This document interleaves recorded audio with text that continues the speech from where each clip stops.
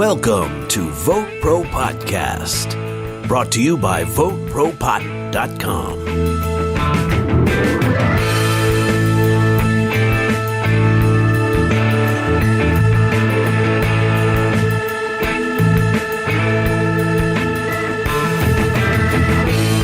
Well, hello again, everybody, and thank you for joining us once again on VoteProPot-Cast. I'm Phil Adams. I'm Jay Britton. I'm Andrew McCready's. And today we've got, as usual, more news and information from the world of cannabis. Andrew has a report that we, unfortunately, just didn't get to last time about cannabis products that women prefer. Snoop Dogg's company is investing in some cool new canna-technology. Andrew also has a report on weed's waste problem. And not just that people are getting wasted, but a real waste problem. I've got an update on roadside drug testing kits. Walmart makes marijuana news once again. And what happens if you get caught with cannabis in an American airport? Jay has the answer. Jay, let's start with that. Well, you know, I think a lot of people who are users who like to enjoy their cannabis wonder about this, you know, especially when you're traveling and you travel to a state where it's legal. You think, you know, can I take this on the plane? Should I risk it? And we've talked about it on the show before. What prompted me to talk about this today was a post on Instagram last week by the TSA.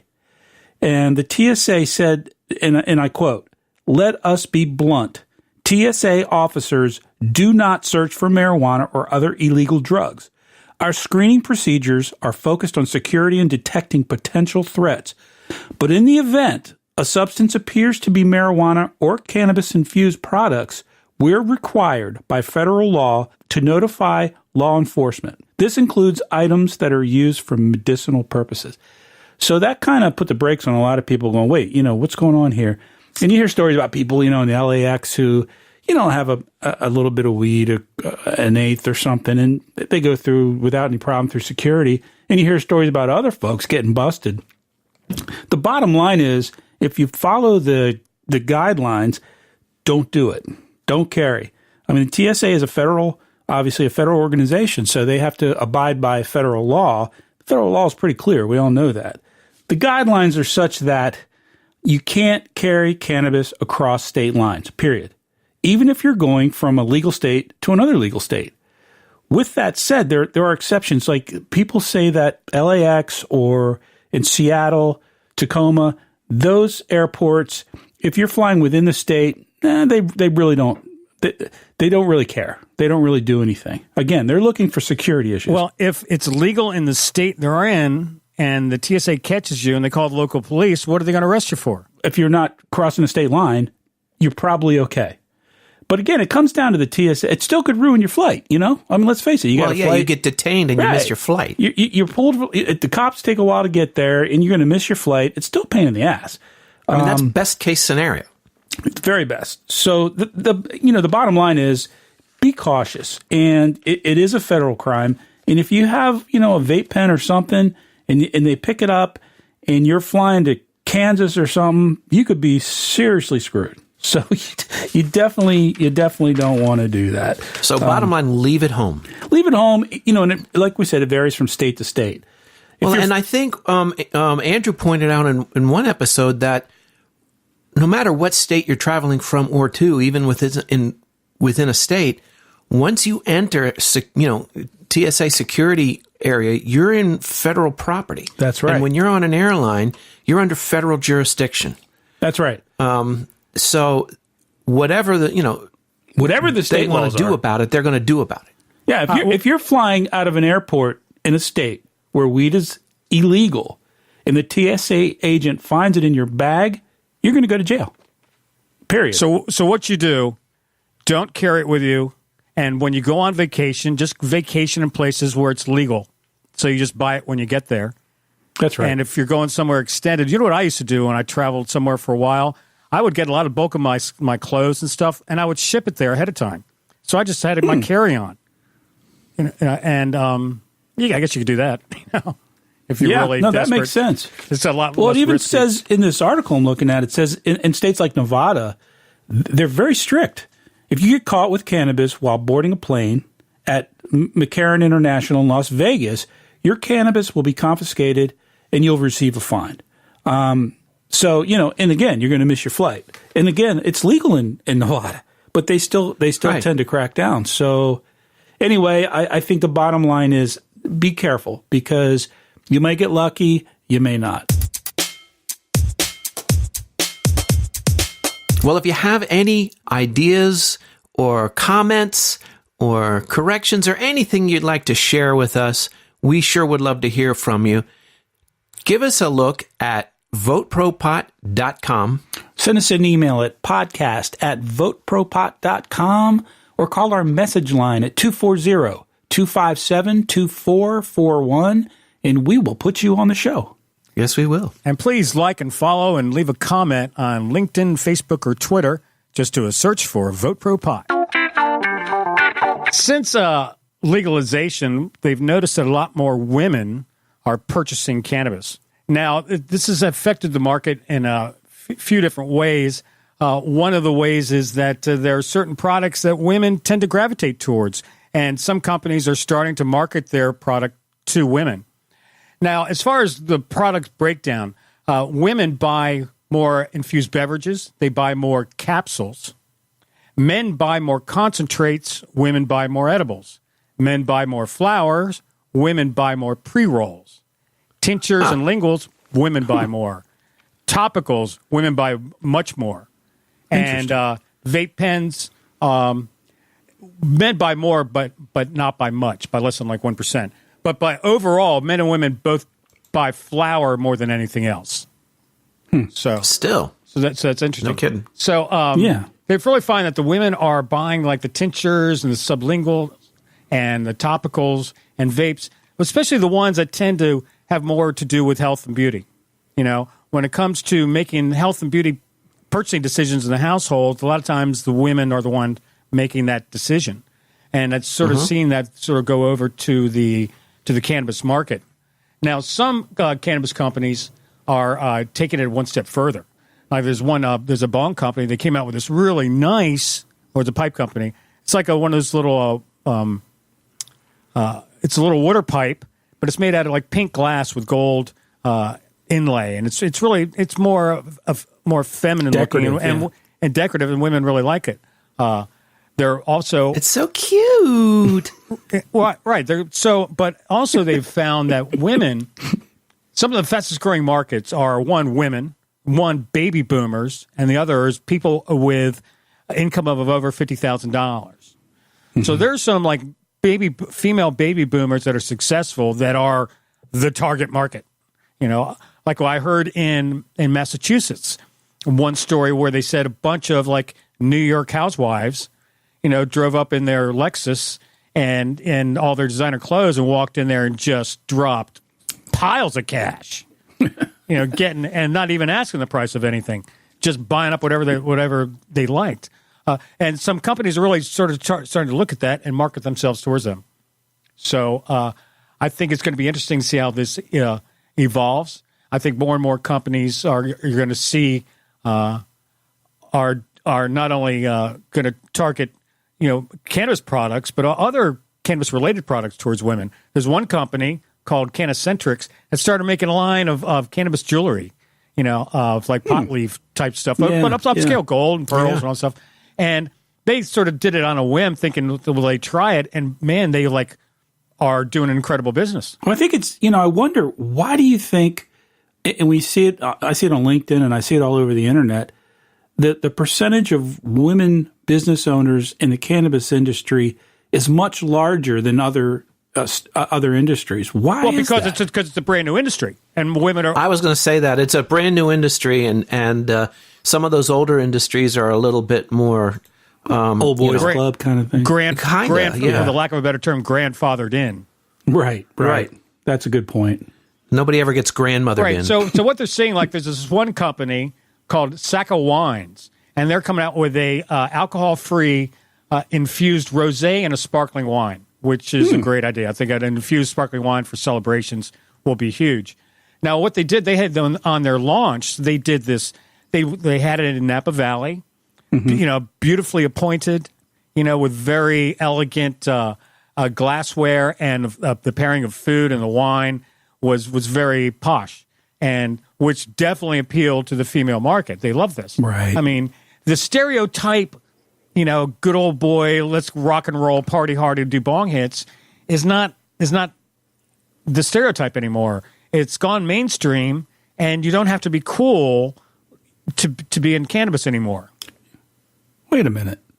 You don't have to be the hip guy. So now all of a sudden you market products towards women in such a way that fulfill that demand. Well, I think you see a lot, coming out of the woodwork, the regular, I'm making air quotes again, people, it used to be just the stoners, and you could see the stereotype of the weed user, but that's not it anymore at all. I mean, you see all kinds of people coming out of the woodwork. And the legal cannabis industry is starting to behave like every other industry, where there is segmentation of the market, premiumization, where that's true. Companies are really differentiating themselves in terms of styles, qualities.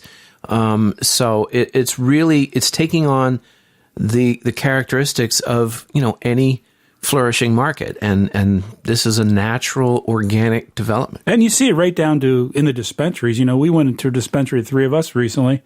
And who was sitting in there with us waiting to get in? Remember, it was some guy who was like a vice principal at some freaking high school locally. He was retired. Retired vice principal, yeah. Yeah, it's like, military people, and it's not what it used to be. I think one of the reasons the black market is so dominated by men is that women are less likely to get involved in it since it's illegal. And since it's been legalized, now women are coming out. So I've met a lot of women in my past that their number one problem with cannabis was the fact that it was illegal. Well, because they're so much more responsible than we are. I think that's what it comes down to. And now it's gone mainstream. So, and let's face it, smarter, right? Absolutely. So, Jay, tell us about what's up with Snoop Dogg. We've talked about his company before. He's got he's a partner in an investment firm called Casa Verde Capital, and they are investing $10 million into a company called Indos. And this was interesting to me because I don't consider myself a stoner. I enjoy cannabis, but I enjoy it in small doses, and I really like dosing, so I prefer a vape pen, or I prefer an edible than just to do bong hits and get ripped. It's not my thing. But anyway, with that said, this company, Indos, has come up with a product. It's a vape pen that sells for around $70. It's going to. And what it does is it very accurately doses THC in your vape juice. And it measures in increments from 0.5 milligrams to 3 milligrams. So the beauty of it is you can get exact, if hey, I want 2.5 milligrams, or I want, 2 milligrams, that's what you're looking for. You can get it exactly, which is very cool. So Snoop and his venture capital company have invested in these guys, and this piece of the market is huge. You cannot underestimate how many people are like me, and maybe to some degree like Phil. I don't know. You'd have to speak to that. But they're not into getting stoned. They're into getting a medical dose to help with their anxiety or whatever. So and that can be very hard to do. And Andrew, that's virtually impossible to do with flower, right? You can't really, you don't know what you're going to get when you hit a pipe or a bong or smoke a joint. Right. You have to know exactly what you're smoking, because there's so many different strains that are going to have different There's so many strains, and this is going to be a juice. The juice is dosed, and then the pen provides that accurate dose. So I think this could be huge. I think this is what people are looking for. Well, this is what doctors are looking for. Doctors want to know how much to dose. Yeah, exactly. And exactly. With a vape, you get scientifically administered doses. That's right. From a medical standpoint, absolutely. In Colorado, which was obviously the first state to allow recreational cannabis, vape pens now account for about 20% of the cannabis market. In 2017, it was 6%. So this is something I think people are looking for, not just the vape pen, but the dosing. One of the other things that I really like about, and I think it comes from that stigma growing up smoking weed, is, the smell and the odor and people knowing. And, what I love about vape pens and edibles is, nobody has to know that you're enjoying a little cannabis. So those of you who are interested, keep your eyes out for a device called Indose, INDOSE. Apparently, in Ottawa, they wrote up something called the Cannabis Act to help reform cannabis laws in Canada. And when they wrote it up, they typed it up, they took it to the House to vote on. And when they picked it up and looked at it, apparently autocorrect did its magic, and the bill was actually called for the legalization of cannibalism. I've always hoped that would pass. Did it pass? I love the taste of flesh. Now, with some fava beans and a good Chianti. No kidding. Did that really happen, Andrew? A census taker once tried to test me. Yeah, and apparently they said a bunch of people saw it, but everyone's like going, I'm not going to be the one to say something about it. So apparently kept on going up the ladder. Oh, that's pretty good. Have the lambs stopped screaming, Clarice? Anyway, but getting serious now, I got a story here about a growing problem, which I think we can be addressed and nipped in the bud. No pun intended. And that is the excess amount of single-use plastic that is being used up by the cannabis industry. According to the Ocean Plastic Institute, 300 million tons of plastic are produced every year, and half of that is for single use.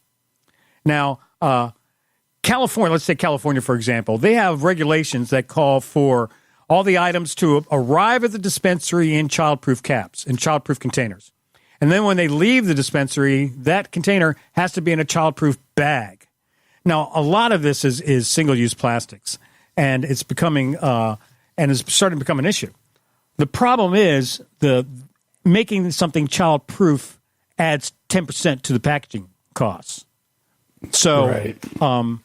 So if you wanted to make that an environmentally friendly product, that's going to be even more.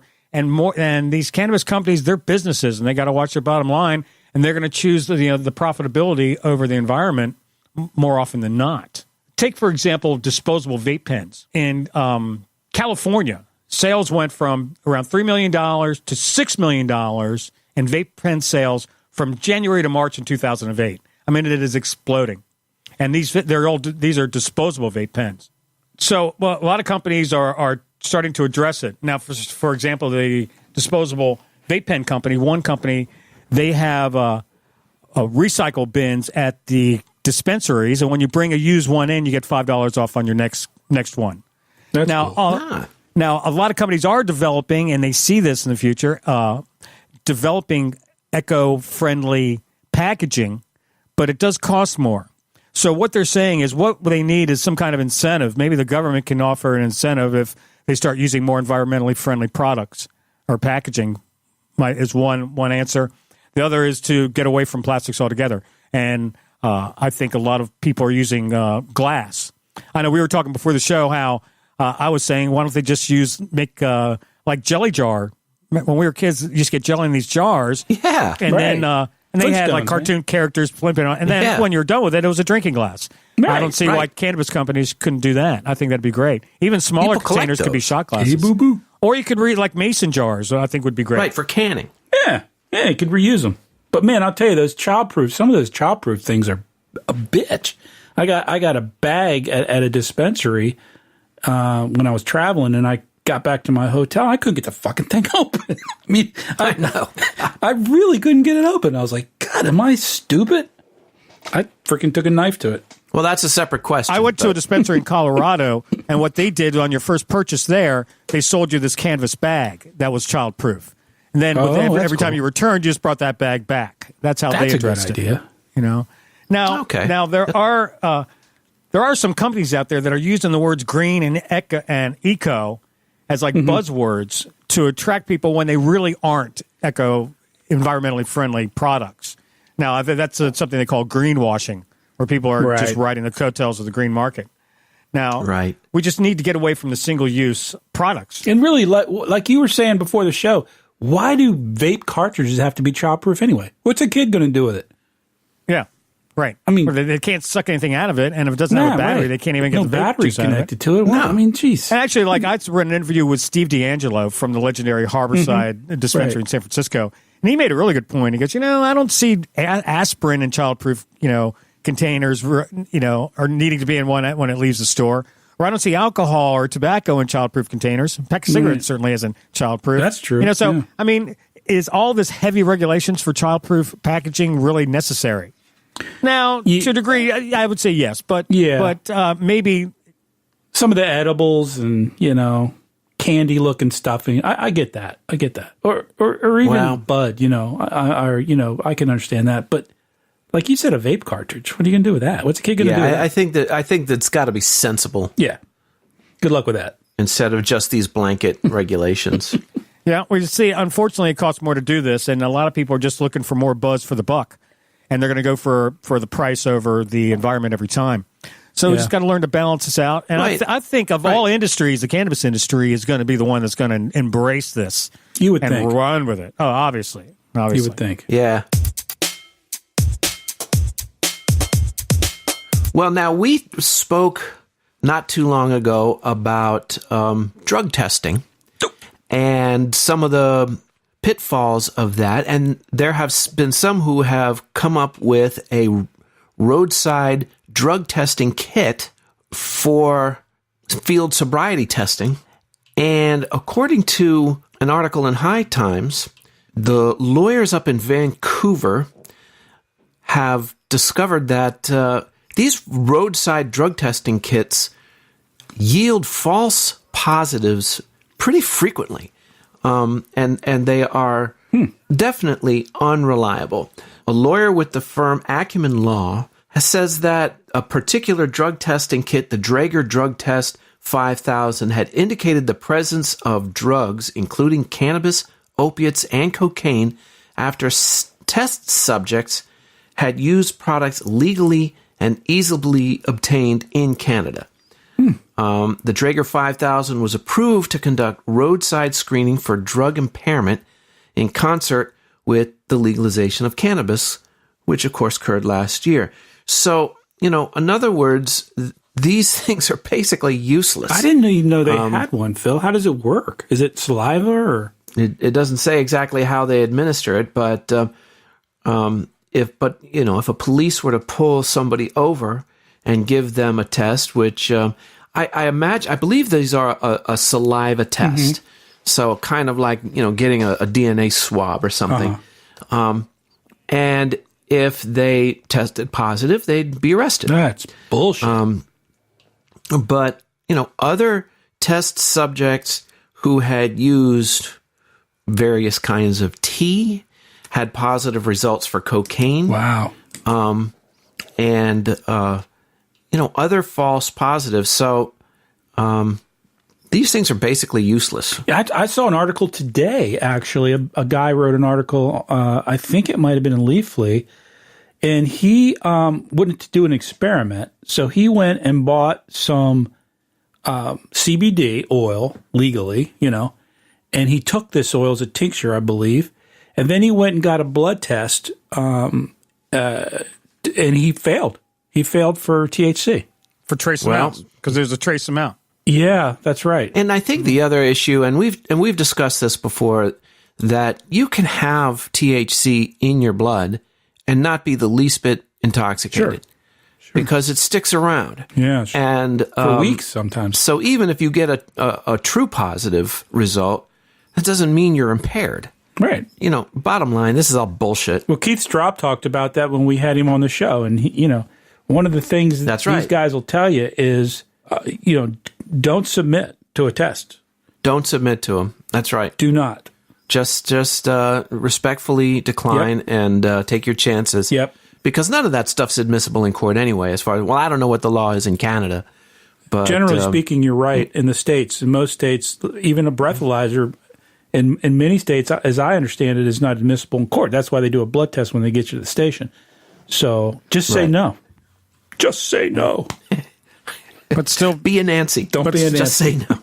Don't be a Nancy. But still, people. No, be a Nancy. Still, people are testing for employment as well. I don't know if I own a dispensary. If If I had a cannabis dispensary, I would drug test my employees regularly. To make sure they're using your product.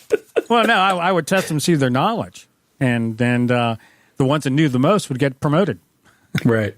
Give them a written test. A written drug test. Okay. I would fail it. Although after doing this podcast for a while, I might get a C or C plus. Yeah. Oh, you would have crushed it in the Senate or the congressional cannabis trivia game. Oh, that's right. Yeah, I might have won that one. Oh, you definitely would have. Although, no, I don't know if you would have known what a gravity bong was. Jeopardy. No, I don't think I would have known what a gravity bong was. But I think the first test is winning election in your district. Yeah, that's the first one. Never going to do. Actually, if anyone who works for the TV show Jeopardy is listening, they should do a special cannabis category on the show. That's right. There you go. Well, yeah, this James fellow would probably answer them all anyway. Yeah. He knows all. He's crushing, answers. man. He knows all the answers. He knows everything. It's just amazing. Anyway, we digress. Yeah, but I bet he doesn't get laid. Well, he's married, so probably not. So he's definitely not getting laid. So, Andrew, what's going on over at our favorite retail giant? As it turns out, there was a woman by the name of Carol Whitmer, and she worked for Walmart for 8 years. She was helping one day. She worked in customer service, but one day I guess she was helping loading a ice machine, with 10-pound, 20-pound bags of ice. And one fell on her arm and injured her arm. I think she needed like minor surgery for it, but it wasn't anything that serious. But when she went in for the medical, when she went to the doctors, they did a blood test on her, and she tested positive for marijuana. And seeing this happening, she went to her boss and said, "Listen, I just got blood tested, and I just want you to know, I have a medical cannabis card, and I use it for chronic pain and sleep. And I never use it at work, and I'm 61 years old. So a month later, they fired her. Whoa. And Corporate because it was policy, I guess it's not up to Walmart standards. Yeah. Walmartian standards. They have a very high standard for their personnel. Well, a great percentage of their full-time employees are on food stamps because they don't make enough money to live. Anyway, so what happened? Her lawyer, went to a lawyer and they sued because apparently there's no law that says it's illegal to have a card and you can't fire someone, But now Walmart can have that store policy. But anyway, she sued and they came to a settlement. No kidding. She's happy. There was nowhere they didn't disclose what it was for, but she didn't get her job back. She got some cash. She got a check. Got some of that Walmart money. She got the money, didn't have to work for it. Oh, that's good. Sweet. A couple weeks ago, Andrew did a story on what to do if you get too high. Today, I want to do give you a little information about what do you do if you are with a friend who's gotten too high and is freaking out. And this is an article from Leafly. Speaking from experience. Well, I think we've all had those friends who take it too far. And there are a few things that you can do that are mostly just kind of common sense. Hang out with them, first of all. Don't leave them to freak out by themselves.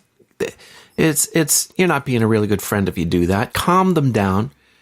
Use your best soothing voice. Encourage them to relax, maybe lie down, make them comfortable. Assure them they're going to be okay. That they're good. That's right. That this is that they are a living organism and they will survive this.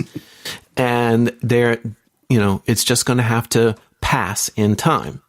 Dr. Julie Holland, a psychiatrist and an author who wrote The Pot Book, one of the classic resources on cannabis, spent 9 years working the psychiatric ER at New York City's Bellevue Hospital.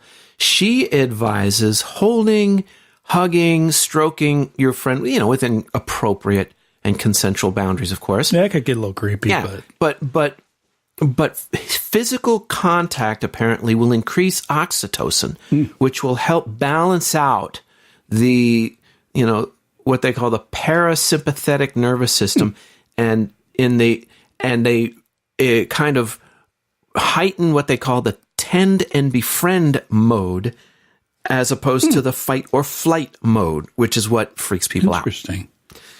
Other tactics: breathe, sing, chat together with your overly high friend. Practice breathing and the old cleansing breath. Now, here's one remedy that apparently Neil Young swears by. Is chewing 2 or 3 black peppercorns. Now, it's going to get a little hot in the mouth, but scientifically, there is some validity to that. Huh. A study in British Journal of Pharmacology by Dr. Ethan Russo, director of the Research International Cannabis Institute in Prague.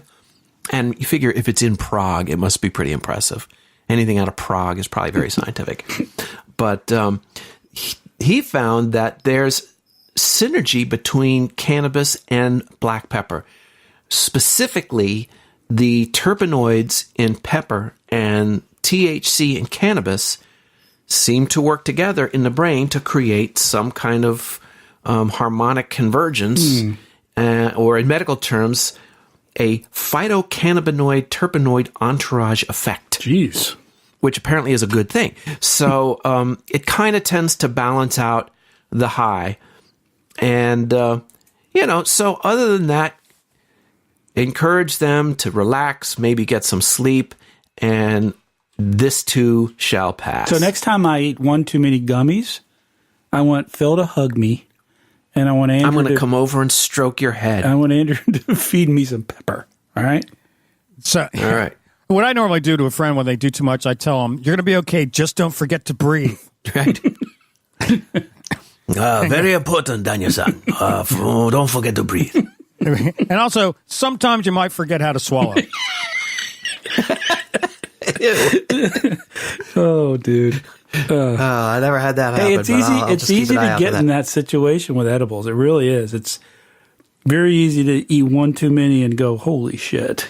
Yeah. I'm hearing more and more people going, just take a CBD product that has no THC in it, or trace amounts. Right. Because the additional CBD will balance out the THC, which kind of makes sense to me. They need like a CBD, like EpiPen kind of thing in case of emergencies. That's right. You keep it in your drawer for emergencies. Or it'd be an Epi-Vape Pen CBD thing. Because I'll tell you, that happened to me not long ago. I told you I ate too many edibles. And I woke up and went, oh, fuck, I had too much, man. I started getting a little paranoid. Then I went, oh, fuck that. Why am I paranoid? Fuck this shit. I did it last night. I just laid down. You just have to. Did you? Yeah, I ate a couple gummies, and then I had this tincture stuff, and I shot some of it in my mouth. And I took too big a squirt. And, man, a couple hours later, I was like, fuck. It took me. I didn't like it. I was like, damn. I was too high. It really was. I just felt paranoid and just couldn't get my shit together, man. I was wandering around the house. Well, you just have to talk yourself down. I needed a hug. That's what I needed. Yeah, well, sorry I wasn't there for you, man. But next time.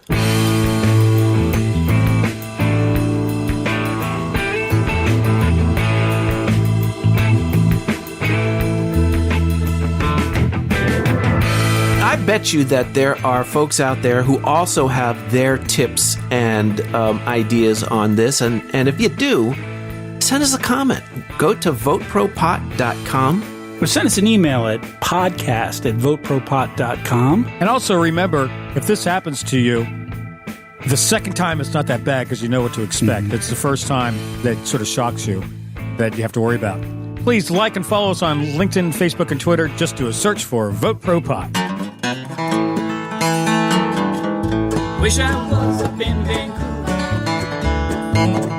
at the Cannabis Cafe, smoking good old Sensimilla at the beginning of the day. But here I am in New York City, hiding out in Central Park, getting kidnapped by the police today sometime before dark. But I wish I was up in Vancouver at the Cannabis Cafe, smoking good old Sensimilla at the beginning of the day. The judge looked down upon me, frowned. He said, kid, get on your way. Just don't start out your morning with espresso and a J. I said, I wish I was up in Vancouver at the Cannabis Cafe, smoking good old sense media at the beginning of the day.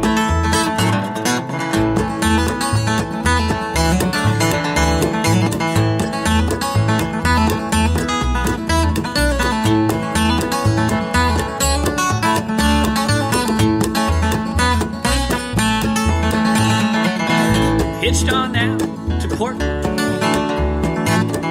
caught a ride up to BC, took the bus over to the neighborhood to have a bowl with my coffee. Now I'm up in Vancouver at the Cannabis Cafe, smoking good old sense media at the beginning of the day.